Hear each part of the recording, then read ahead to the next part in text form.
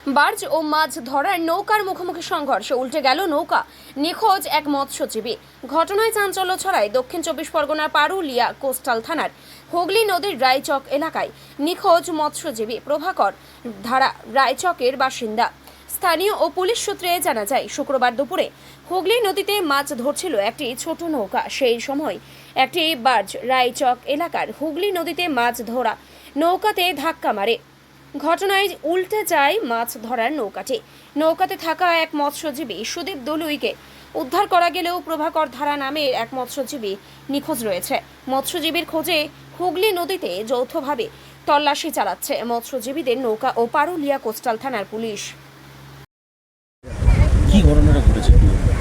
ঘটনা বলতে আজকে আমার ভাই প্রভাকর ধারা রায়চকের ঘাট থেকে যারা নৌকো নিয়ে মাছ ধরতে যায়, মাঝ নদীর ঠিক এখানে সিপিটির জেটি, ওই সামনে রায়চকের সিপিটির জেটির দক্ষিণ সাইডে মাঝ নদীতে একটা বার্জের সঙ্গে ওর মানে ও জাল ফেলেছিল, জাল তুলছিল। সেই সময় বার্জ এসে পড়ে, ওরা নৌকায় দিয়ে ঝাঁপিয়ে পড়ে, কিন্তু একজন বার্জ এসে ধাক্কা মারে। দুজন ছিল, একজন ঝাঁপিয়ে এদিকে রায়চকের দিকে যে কুল সেদিকে ঝাঁপিয়ে পড়ে, আর একজন উল্টো দিকে পড়ে কুকড়াহাটির দিকে। সেখানে ওকে একজন এদিক থেকে সাঁতরে জলে ভেসে থাকে, কিন্তু বার্জ এসে ওর ওপর দিয়ে চলে যায়। ওকে কিন্তু তারপর থেকে পাওয়া যাচ্ছে না।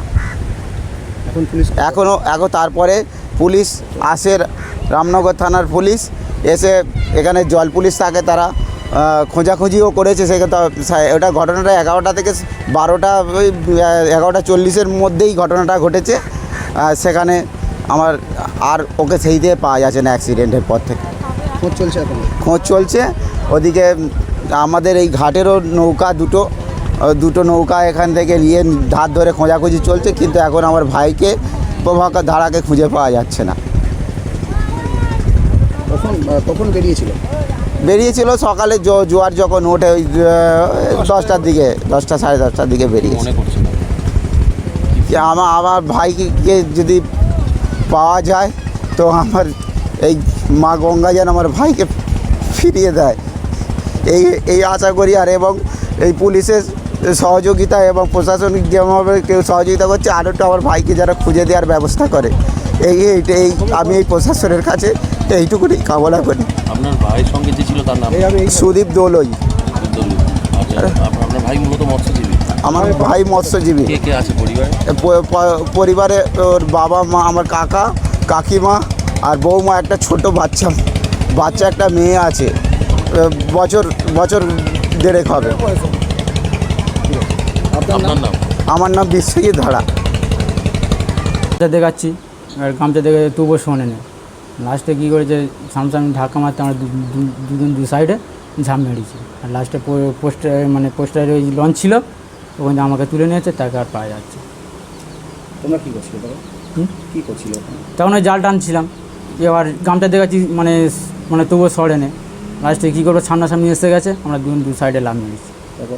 তারপর আমাকে পোর্টাস্টে লঞ্চ, হ্যাঁ লঙ্কা ডুব দিয়েছে, আমরা দু সাইডে দুজন লাভ মেরেছি।